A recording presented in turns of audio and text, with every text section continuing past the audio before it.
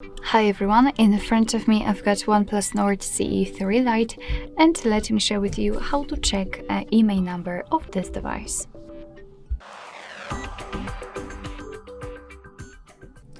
So basically we've got two different ways to check the numbers. We can do it by using a secret code or by using the settings. I'll show you both options, and let's start with the quickest one, so the secret code. We have to open the dialer and the code is *##06#. And as you can see, we are provided with both IMEI numbers of this device.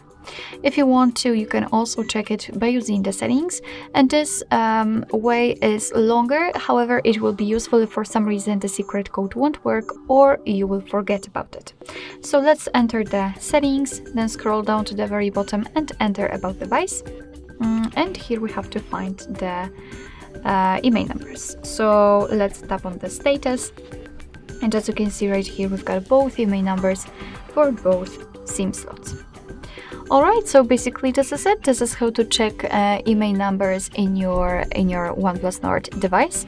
Thank you so much for watching. I hope that this video was helpful, and if it was, please hit the subscribe button and leave the thumbs up.